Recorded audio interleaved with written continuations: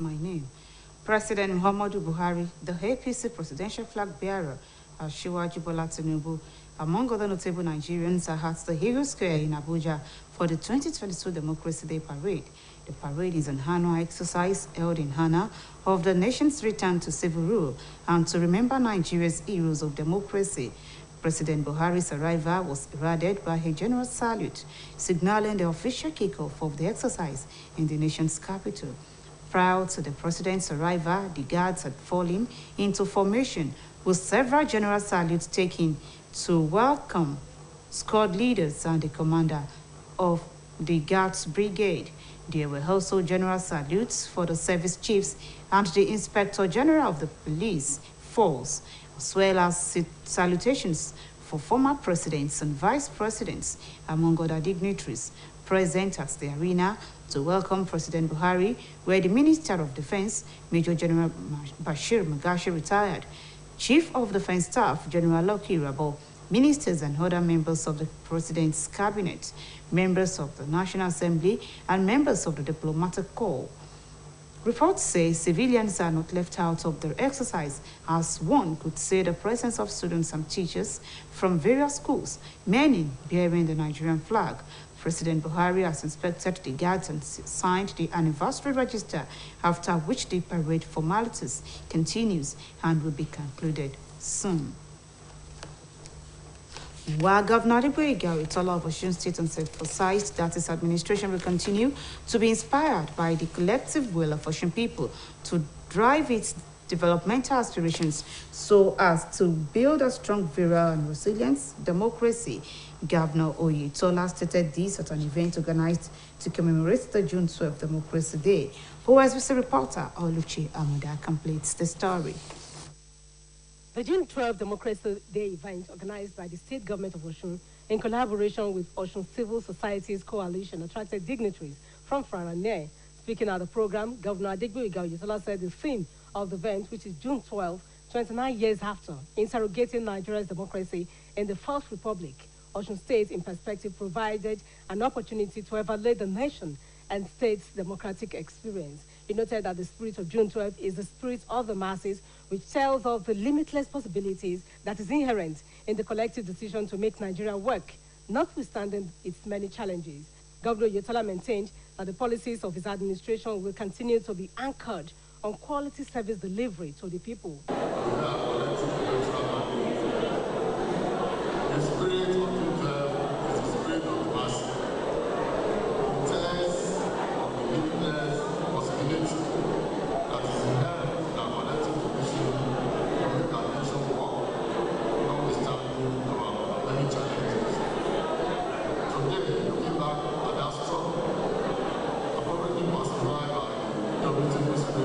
In his address of welcome, Chairman of the Day, Chief Adegboyega Awomolo, Senior Advocate of Nigeria, who went down memory lane about the history of June 12, noted that Osun has remained a leading light for other states of the Federation, going by the quality leadership Governor Oyetola is providing in the state. While delivering a lecture titled, June 12, 29 years after, Interrogating Nigeria's Democracy in the Fourth Republic, Osun State in Perspective, the guest speaker, Professor Shola Akinriade, said the June 12 mandate will be fully realized when Nigeria is properly restructured to meet the exigencies of the time. According to him, a restructured federation will bring governance closer to the people and allow the regions to grow in their own space. He maintained that Nigeria must cut down the cost of governance for the people to enjoy full democratic dividends. Other speakers, including Dioluwo of Iwo, Oba Abdulrasheed Adewale Akande, Professor Wasiu Oyedokun, and Mr. Lekan Badmos, Commissioner for Regional Integration and Special Duties, commended Governor Adegboyega Oyetola for allowing the interests of the people to reign supreme through the delivery of developmental projects in every nook and cranny of the state. Dignitaries at the event included members of the State Executive Council led by the Secretary to the State Government, Prince Wole Oyebamiji, the Chief of Staff, Dr. Charles Akinola, Head of Service, Dr. Ologboyega Oyebade, Royal Fathers, members of the civil societies organizations, among others. Oluchi Amuda, OSBC News. Director General of Police Usman Baba has ordered the deployment of policemen and other operational assets to beef up security during the forthcoming governorship election in Ekiti State. The first public relations officer, Muyiwa Adejobi, said in a statement that the deployments include police personnel, armored personnel carriers, technical capabilities of the police air wing, the 1st Marine, mounted troops, K9 section, and other operational assets. Adejobi said the deployment also included selected seasoned strategic commanders from the rank of Assistant Commissioner of Police and above for effective supervision of security personnel and operations during the election. According to Adejobi, the IGP noted that the force had carried out these necessary operational deployments as parts of actions aimed at creating a conducive and enabling environment that would guarantee the peaceful and proper conduct of the election in Ekiti State. He further said the IGP Usman Baba admonished the people of Ekiti State to be law-abiding and comply with the restriction of movement order, which would be announced by the Commissioner of Police as and when due, as adequate security has been in place by the police and other security agencies to protect them before, during, and after the elections. Governor Adeboye Utola will tomorrow morning declare open her 2-day capacity training organized by the State Ministry of Information and Civic Orientation in conjunction with KH Media Consultants, according to a press statement issued by the State Commissioner for Information and Civic Orientation, Mrs. Funke Egbemude. The training, which is organized for journalists in Osun State, holds at the conference room of our ministry as election reportage, facts, context, and impact as its theme. The essence of the 2-day training program, according to the Commissioner, is to acquaint participants with all necessary nuances suspected of a conventional and non-conventional media practitioner during the coverage and reportage of the coming July 16 governorship election in Osun State. Mrs. Egbemude therefore enjoined participants to be punctual. The program ends on Wednesday, during which certificates of participation will be presented to the participants. Pilgrims from Osun State to the Kingdom of Saudi Arabia have been charged to sport off Omoluabi vessels in Holy Land. Governor Adeboye Utola gave the advice as the farewell program organized for the pilgrims, whose first batch has the Hajj camp in Lagos, represented by the Deputy Chief of Staff, Prince Abdullah Binuyo. The governor reminded the pilgrims that Saudi Arabia is a country that does not play with its laws, particularly against theft and illicit drugs. He encouraged them to hoist the banner of the state ayah in Saudi Arabia, as their predecessors have done. In their separate remarks, the Amirul Hajj and Naibul Imam of Osogbo, Sheikh Maruf Ishola, and the Administrative Secretary of Osun Muslim Pilgrims Welfare Board, Alhaji Bolaji Sani, lauded Governor Utola for preparing ahead for a soft landing of the pilgrims in Saudi Arabia.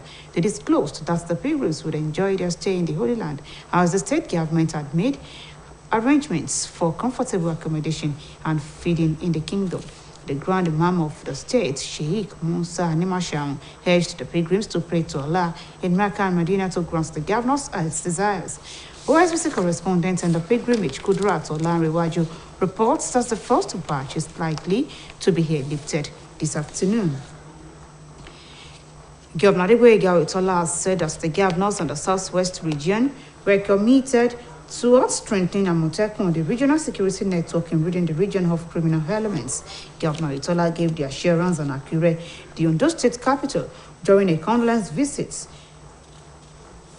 to his Ondo State counterparts, Arakun Rotimi Akeredolu, over the recent attack by gunmen and worshippers at St. Francis Catholic Church, Owo. Governor's Office correspondent Sonia Onorinde now reports.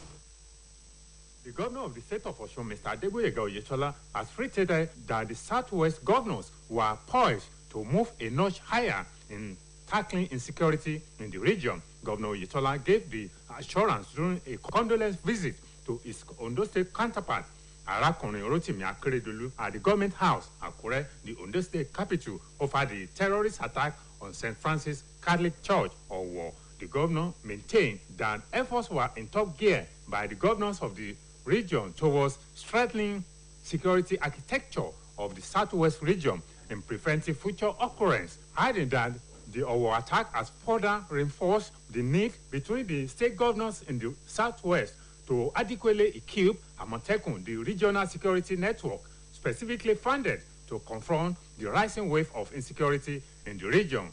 Interrogate the security architecture of our zone with a view of knowing really that these people are very much around here. It's not a matter of speculation any longer. They are here with us. So we need to do everything humanly possible to ensure we don't allow them to turn our zone to an insecurity situation.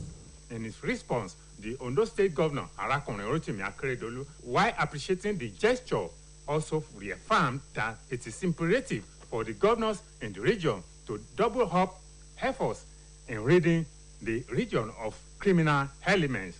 Governor Oyetola had earlier issued a condolence message to decry attack perpetrated by gunmen on the innocent worshippers at St. Francis Catholic Church, Owo. From the governor's office, Sanya Onorinde reporting.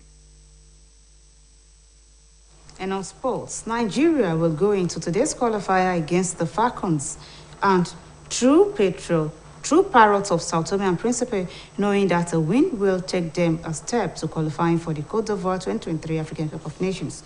Super Eagles failed to qualify for this year's FIFA World Cup billed to hold in Qatar in November, and stakeholders in the country's football agreed that qualifying for Africa's biggest sports show will in some ways cushion the effects of missing the Copa do Mundo.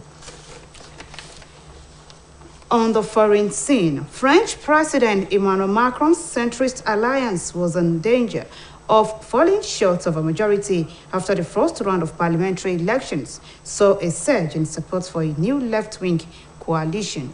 Macron's Ensemble alliance ran neck and neck with the left-wing NUPIS. Grouping in the first round was the former netting 25.75% of the popular vote compared to the latter's 25.66%. Extrapolating from those figures, 4 polling firms projected that Ensemble would win 225 to 295 seats in the decisive second round of voting next Sunday, possibly short of majority of 289, but comfortably the biggest group. Also from the foreign scene, U.S. campaigners have welcomed the potential cross-party deal on gun safety, but stressed the proposals do not go far enough. According to reports, tens of thousands of protesters rallied across the country to call for stricter gun laws in the wake of 2 mass shootings with little progress.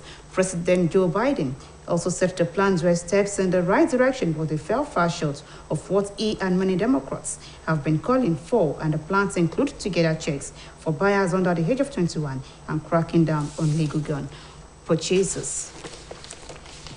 That ends the media news on OSBC Television. It was edited by Kayode Adebayo. Join us at 5 for the evening news. State news will not be coming your way due to live transmission of the qualifier match between Nigeria and Sao Tome and Principe that will be live on this channel. Good afternoon.